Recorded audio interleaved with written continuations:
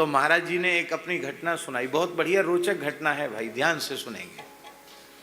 महाराज जी ने कहा हम खाक चौक में पूजा करते थे, पुजारी थे, और त्यागियों की जमात आई, संतों की। उन संतों ने कहा कि हम लोग तो काशी जा रहे हैं। किस लिए? बोले वहाँ रामनगर में रामलीला होती, बड़ी प्रसिद्ध रामलीला, और संतों ने जिन्होंने देखी थी उन्होंने सुनाई बड़ी बड़ी बातें। तो कहते हमारे मन में भी हुआ कि हम भी रामलीला देखें, पर गुरुजी से पूछेंगे तो गुरुजी तो मना कर देंगे, हे क्या करोगे वृंदावन छोड़ के, यहीं रहो पूजा करो, तो गुरुजी मना कर देंगे। कई बार ऐसी खोपड़ी खराब होती है जो गुरुजी से पूछे बिना शिष्य भाग जाते हैं। ये नहीं करना चाहिए, पूछ करके ही जाना चाहिए। लेकिन बोले बचपना था, उन महात्माओं से बात हो गई, जमात चली गई, और मथुरा में नरसिंह जी की बगीची है, उस जमात वाले बोले हम एक रात वहाँ रुकेंगे, तुम वहीं आ जाना। तो बोले हम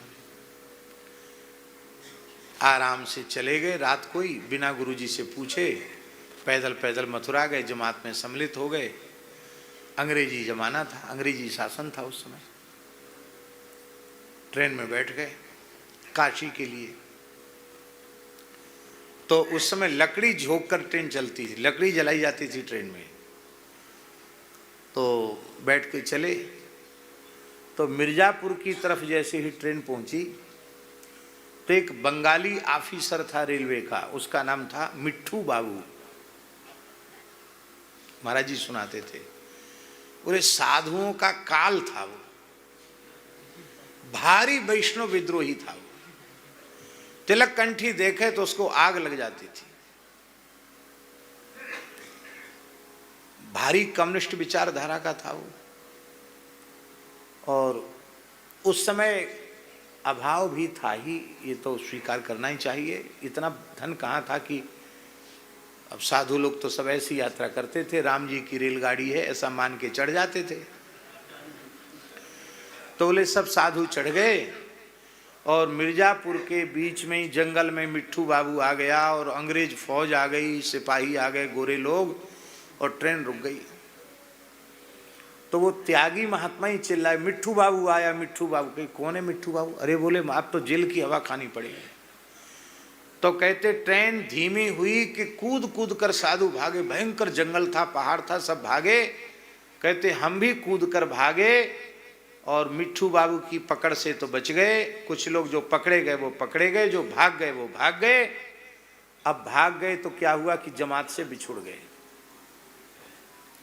जंगल में छोटे छोटे मार्ग जंगली जीवों के बने रहते हैं, वो कोई एक लक्ष्य तक तो पहुंचते नहीं, उन मार्गों में चलते चलते भटक गए। रात हो गई।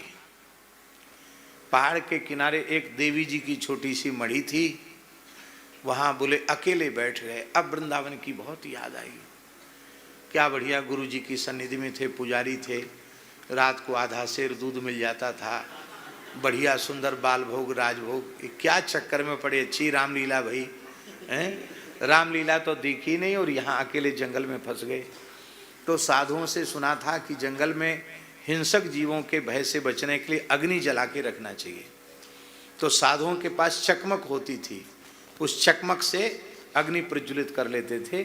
चकमक जानते ना, एक लोहे का टुकड़ा, एक पत्थर का टुकड़ा, उसमें इसकी सैमल की रुई लगा के ऐसे ऐसे करने से चिंगारी होती, रुई अग्नि जल जाती थी। तो लकड़ी इकट्ठी करके हमने वहां अग्नि चैतन्य कर लिया, धूना चैतन्य कर लिया। बैठ गए। एक आदमी आया, हे बाबा यहाँ क्यों बैठा है? कि क्या कहाँ जाएं? कि यहाँ शेर आता है नरभक्षी,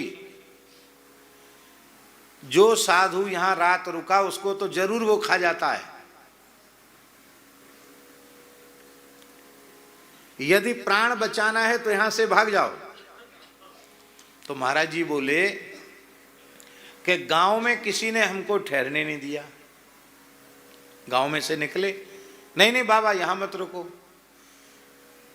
और यहां शेर खा जाएगा, और गांव में किसी ने रुकने नहीं दिया, तो तुझे क्यों बुरा लग रहा है? हमारे आगे पीछे कोई रोने वाला तो है नहीं, खा जाएगा तो खा जाएगा, भाग यहां से, शांति से बैठने नहीं देता है।